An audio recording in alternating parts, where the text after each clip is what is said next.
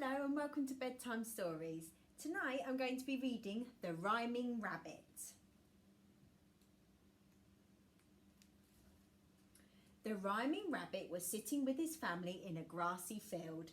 All the other rabbits were eating the grass, but the Rhyming Rabbit was making up a poem about it. Grass is growing all around, it makes a lovely swishing sound. It looks so green, it smells so sweet, and best of all, it's good to eat. Stop rhyming, start eating, said the other rabbits. It was beginning to get dark when one of the rabbits pricked up his ears and stamped a foot. Fox, he shouted. Straight away all the rabbits ran to their burrow, all except for the Rhyming Rabbit, who closed his eyes and made up a poem about the fox. Oh, fearful fox, all rusty red, you fill our rabbit hearts with dread. So silently you crouch and sniff until you catch our rabbit whiff. So hungrily, you cunning beast, you stalk your tasty rabbit feast. You're sly and crafty through and through, but we can run as fast as you.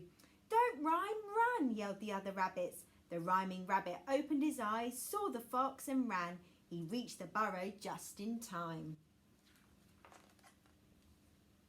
It was night time. The tired rabbits lay down together in their burrow, all except for the Rhyming Rabbit, who sat apart from the others, singing a song to them. Sleep, rabbit, sleep. Snuggle up and close your eyes and listen to my lullabies. Sleep, rabbit, sleep. Dream, rabbits, dream of grassy fields and sunny hours and cabbages and cauliflowers. Dream, rabbits, dream. Stop singing, go to sleep, said the other rabbits. The Rhyming Rabbit felt sad and lonely. The other rabbits were all snoring, but he couldn't get to sleep. The others do nothing but moan. I'm going to go off on my own, he said to himself, and he started to dig. He dug a long tunnel, and to keep himself going, he made up a short digging poem. Dig, dig, quick, quick, scrabble, scrabble, kick, kick. The tunnel led him up and down and round a corner, where he met a worm. The Rhyming Rabbit stopped in his tracks and made up a new poem. Wonderful worms deep in the soil, why do you wiggle and curl and coil? Where are you going? Where have you been? How do you manage to stay so clean? How do you change your shape like that, from long and skinny to short and fat? And one more thing that's been bothering me, how can you bear to eat earth for tea? But the worm said nothing. He had no ears, so he couldn't hear the poem. Round the next corner, the Rhyming Rabbit met a mole. The mole's eyes were very small, but he did have ears. Maybe he would enjoy a spot of poetry. The Rhyming Rabbit stood on his hind legs and began to recite.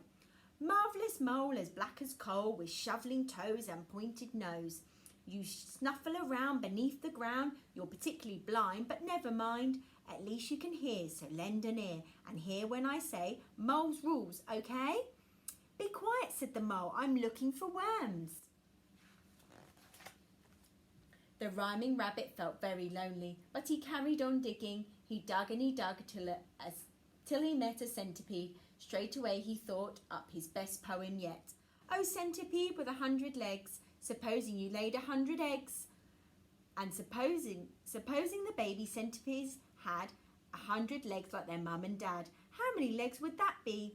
And supposing the baby centipedes grew and they each laid 100 eggs like you, and all of the new little sisters and brothers had just the same number of legs as the others, how many legs would that be? Shut up, said the centipede. I hate sums. The Rhyming Rabbit felt sadder and lonelier than ever, and he felt hungry too. He dug his way up out of the earth and into the open air, and found himself on a hill. The grass was covered in dew. It tasted delicious. The Rhyming Rabbit ate and ate till he felt much better. Then he gazed up at the night sky and made up a new poem. Oh, midnight blue and velvet sky, oh, silver stars so bright and high, oh, yellow moon so clear and full, that shines on trees and grass and... The Rhyming Rabbit couldn't think of a rhyme for full. He stopped and scratched his head.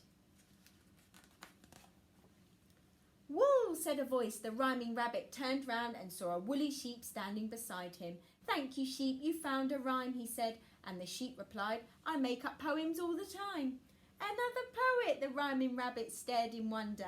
Before he could think of a rhyming reply, the sheep went on. How nice it is to meet a rabbit with whom to share my rhyming habit. The rhyming rabbit felt so happy that he decided to make up a poem for the sheep.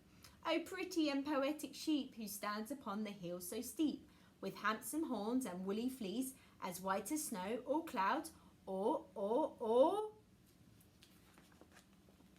geese, suggested the sheep. She smiled at the rabbit and added, Shall I make up a poem for you? Oh yes, I pray you, sheep, please do, replied the rhyming rabbit. So the sheep cleared her throat and recited, Any old rabbit can dig, any old rabbit can feed, but a rabbit who knows how to make up poems is a special rabbit indeed. Any old rabbit can run, any old rabbit can sleep, but only a very special rabbit could make up poems with a sheep. The rhyming rabbit sighed happily. The sun came up, it was a beautiful day. The rhyming rabbit and the sheep stayed together all day, making up poems about the sun and the flowers and the trees. As evening fell and their shadows grew long, the rhyming rabbit remembered his family back in the burrow, and he said to the sheep, The others must be getting worried. Goodbye, dear friend, it's time I hurried. The sheep looked very sad and said, You go, oh no, oh woe, oh sorrow. But the rhyming rabbit replied, I will come back again tomorrow.